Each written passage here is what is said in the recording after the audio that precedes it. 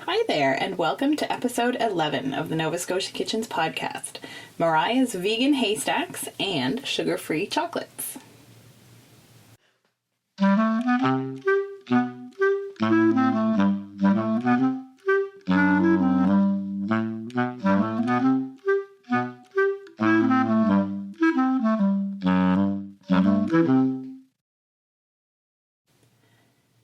I'm Sherry Graham. On today's show, I visit with my friend Mariah in her sunny turquoise kitchen. Mariah and I have known each other since our elementary school days, and after many years away, Mariah is now back in Nova Scotia. She's the proprietor of Blue Ribbon Baking. You can find her at the Yarmouth Farmers Market on Hawthorne Street on Saturday mornings, selling her gluten-free baked goods. The two recipes that she's sharing in this episode are for vegan haystacks, which are chewy, sweet, chocolatey treats, and for sugar-free chocolates. In the audio, you'll hear that she switches between the two recipes as we go. We're making them both at the same time. So at some points it might be a bit unclear as to exactly which recipe we're talking about. So if you visit novascotiakitchens.com, the detailed, correct, and printable recipes are all there. Enjoy, and welcome to Mariah's Kitchen. So excited. Yeah, I know. So fun. I was thinking about two recipes. Do you have time for two? I think we do. We can do whatever you want. I have nowhere to be. Because I figured while I'm boiling this, we can work on this. And the reason is because, again, I'm always trying to make everybody happy. Sugary and sugar-free. Ah, yes. And that way we can, provide people with options. Awesome. I love it. Yeah. Cool. We can do whatever you want. Yay. I love it. Yeah, we can do. What is this cookbook? It's so totally this is caught my eye. Yeah, no, that's why I wanted to do this recipe, because I'm totally into anything old, vintage, found. I love anything found. That's my favorite. Yeah. So this is the Ladies Lunenburg Church cookbook from 1974. Yeah. I just picked up one in Shelburne when we were there a Sweet. couple weeks ago. It's 81, cool. I think. And it's it's similar, but this is gorgeous. Okay. Where did you find your cookbook? Because I was in Shelburne. I was at the Whirligig. Okay, we can stop there. Bookshop. Yeah. We went to see the tall ships. They were incredible. Ooh. So amazing. And you got on every one of them, which was really cool. Oh, this is a good one. And I love the ones that are handwritten. I'll show you my grandma's. I have to, just because you're going to love it. I know you are. I totally will.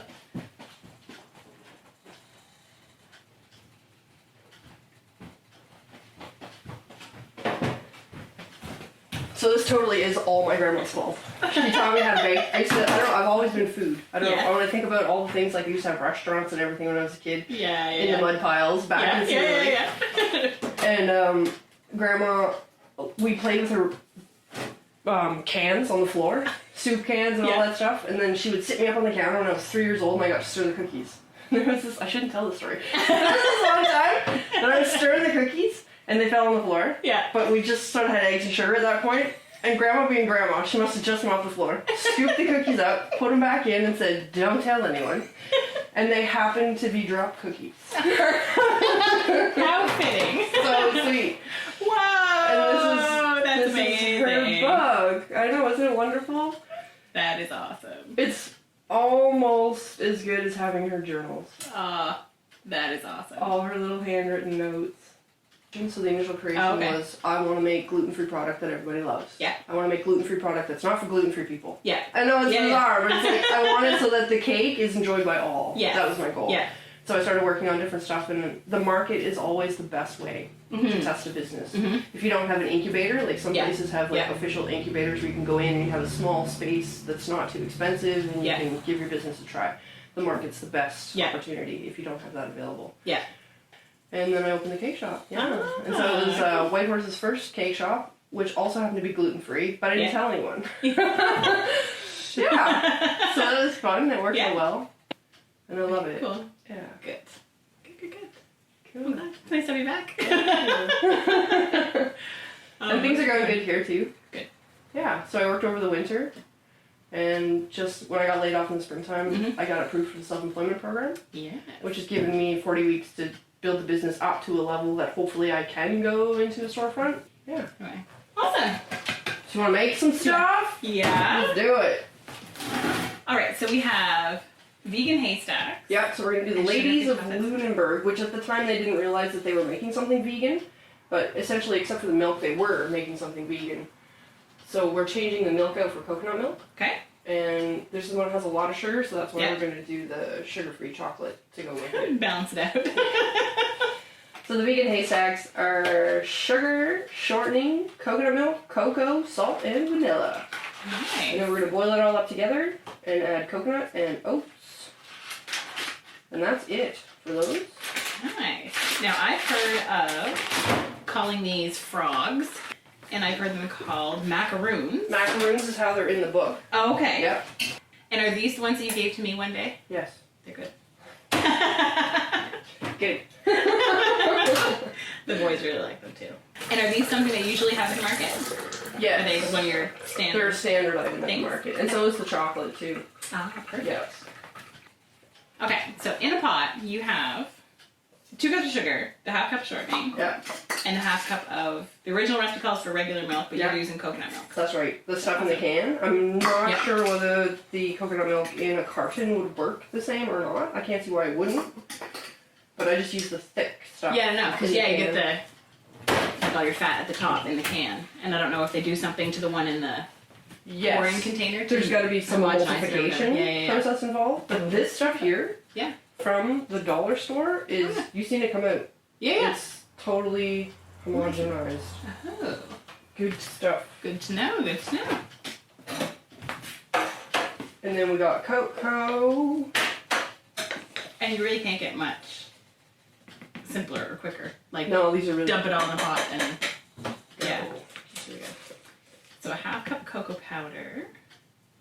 It's the nicest color. I love it.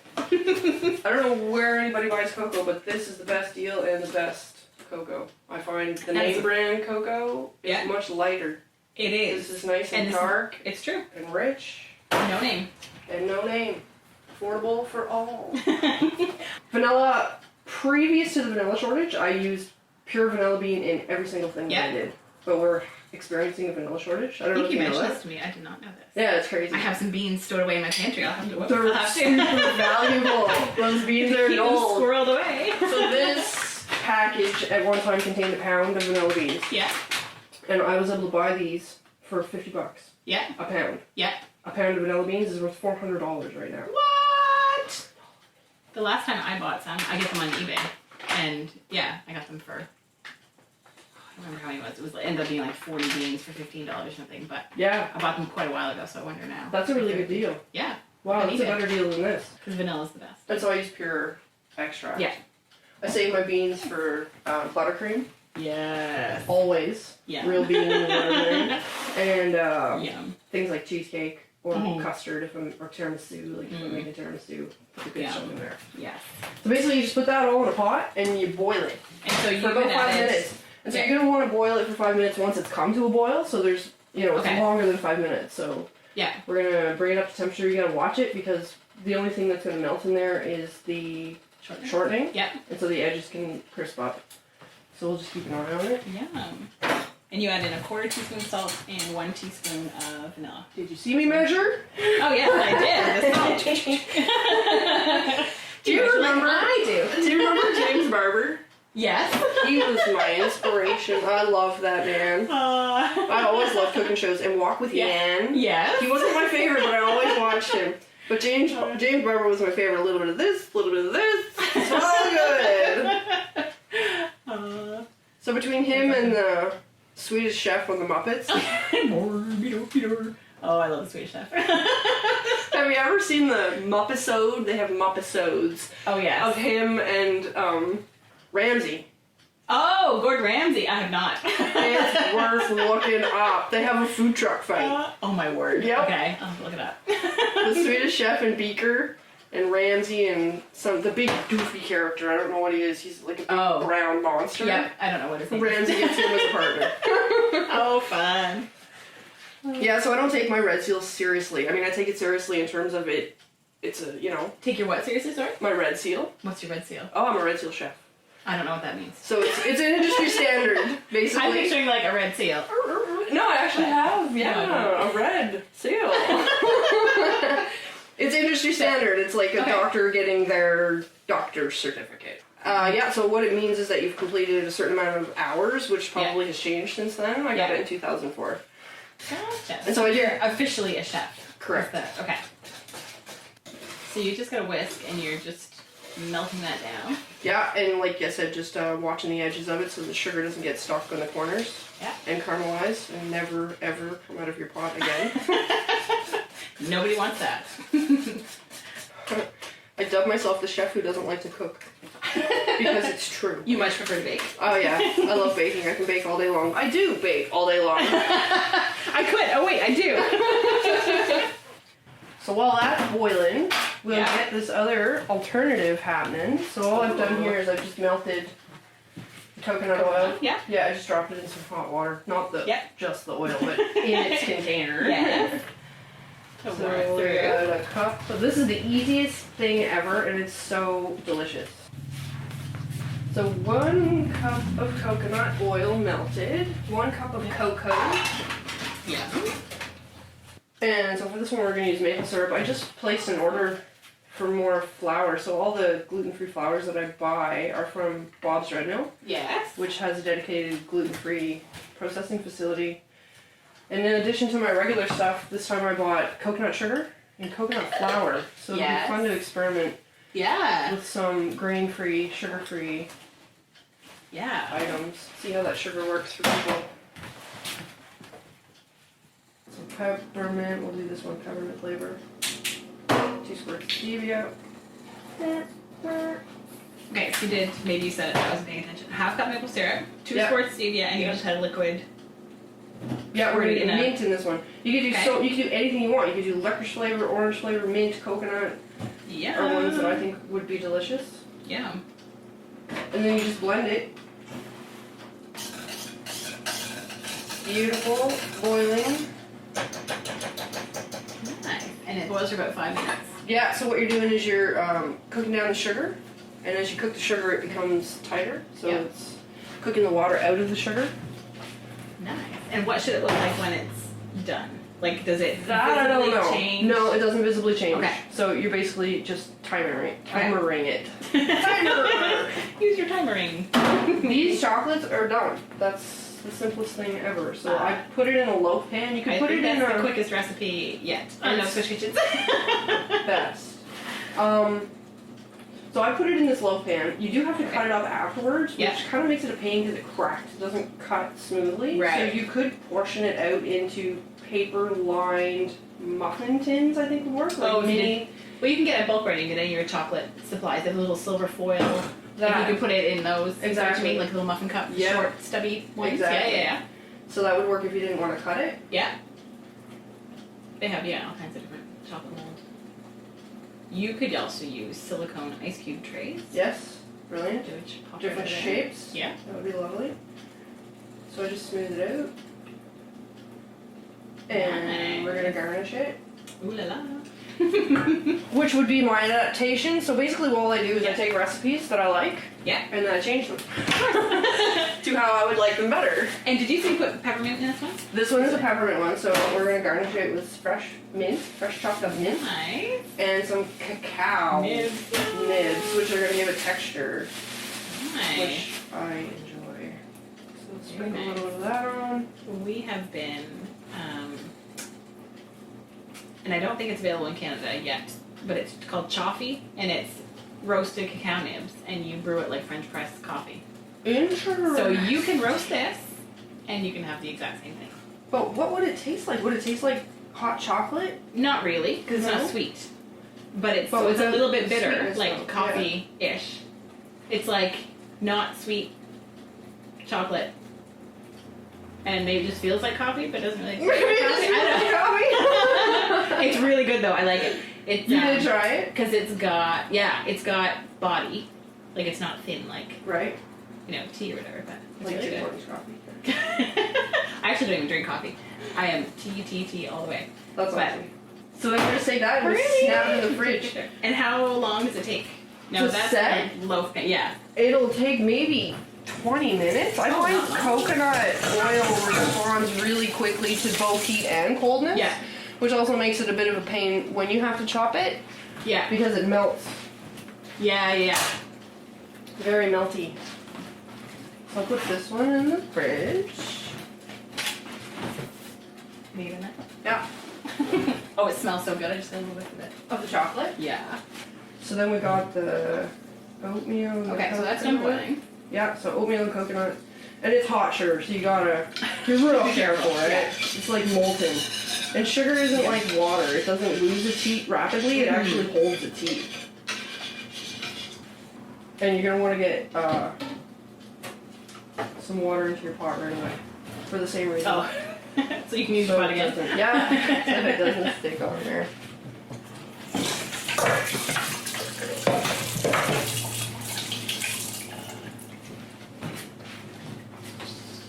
So just fold it in, and it's because it's so hot, it's actually gonna cook the oats a bit. So yeah. I let it cool a little bit before I start scooping it. Okay. It'll get a little stickier. So I think those are the 2 quickest recipes. Just whatever. Sweet. That's all I like. Efficient. No, that's awesome. And I feel like the Haystacks are that kind of recipe, like everybody's mother or grandmother made some version of them. I think you're totally right on that. Yeah. The quick kind of toss it. And they're also super kid friendly too. Mm-hmm. To do with your chilies. And then in Our Ladies of Lunenburg recipe, it suggests putting it on wax paper. This is not something I have. So what I do is I just take some plastic lids that I have from the flour bins, turn them upside down, spray them a bit, and just pop them in there. Smart. Work with what you got. Love it. Portion scoops are awesome. I know not everybody has them, but yes. It's about $20 for a scoop, and then everything's exactly the same size. Yep. If you don't have it, you're not making it perfect, don't matter. Yep. And so how big is that one? This is the smallest one that's available. 3/4 ounce. Okay. Scoop. And then just plop them out. Nice. They're so cute. I like how they have all the actual coconut shred bits. They're super cute. And you know, it's so interesting. It's one of those things that you know about, but you don't really get it until you experience it, is humidity and elevation.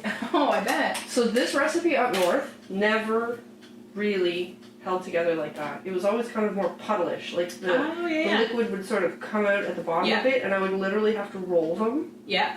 To get afterwards. them all together, yeah, after they'd cooled a bit. So what other flavor and garnish combinations do you do for the chocolates? I think they would be absolutely amazing with orange, candied orange zest, but that would add sugar. So you'd have to be selling it to someone who was okay with a little bit of sugar. Mm-hmm. But I think that would be incredible. So I make candied orange peel myself, and I would chop that up and put that on top. I always put the cacao for texture and appearance. Yeah. Looks fabulous. And I do a coconut one. So the ones that I do for the market right now are mint and coconut. Mm-hmm. And the coconut I use obviously is unsweetened, toasted coconut, and I only put the garnish on the top. Mm-hmm. It makes it easier to cut through, and then you're not struggling around the chunky bits. Yep. So there, and then I just let them sit for a couple hours, let them make sure they're nice and cool, and down to the last drop. I think you should probably grab one if you want to try one warm. Right off of there. Yeah. They are so pretty because they're so glossy. Like I've made them before, but they've been more. Pretty little thing. They've been more matte, and I don't know if it's because I cooked them too long or. I don't know either. I don't know, but yours are like, or maybe as they cool, they get less. What did you use for? I was just gonna say, although they do. Probably butter. I probably use butter. That might make a difference. I bet it would. Yeah, it might make a difference, and then also as they cool, they do not shine as much. Oh, they are just the right size. So you're tucking them into little muffin cups. For you, yes. Oh, for me? Yes. Million. That's the perfect way to do it, though, to keep them when they're still soft. Yeah. But when they actually harden up, I stack them right in. Yep. Right on top of each other. Yep. So there's some of that and some of that. Thank you. Chop this up. Oh, yeah. Oh, so pretty. So I have not been paying attention to time at all. No, we're doing great. But I don't know how long. That's just hard up, but not long. I did end up putting it in the freezer. Oh, okay. Just to hurry it along. Yeah. So I guess based on that, I would say like 30 minutes in the fridge. Nice. I mean, it's so quick. If you were making it, even if you're having people over or whatever. And like as I you can do it. I just snapped it in the freezer to finish it off. So. Yeah. And if you catch it before it's totally hard, it cuts better. Because when it's totally hard, like when I harden it overnight, and does it crumble? Yeah. Oh yeah, no, that looks beautiful. Yum. So, I'm trying to think what this tastes like. And so this is the stevia. I can taste the stevia, so it has that like cool sweetness. Yum. It's yummy, isn't it? It's really nice. It is really good. It's satisfying. It's creamy. Mm-hmm. It's very creamy. The texture is perfect. And I love the crunchy on the top. I don't think everyone would like that, but I love it. I totally love it. And I don't think I would have thought to do that. But it's very nice. That's why they pay me the big bucks, Sherry. Yum. The texture is lovely. And you can put in whatever you want. Anything. And it's so easy. It's the easiest recipe ever. I mean, you just saw it. We just did 2 really simple things. I approve. Yum. Yay! High five. I approve. No, that was really good.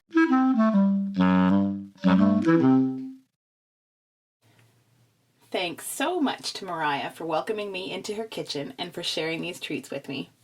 You can find Mariah's Blue Ribbon Baking page on Facebook, as well as her Wellington Manor page.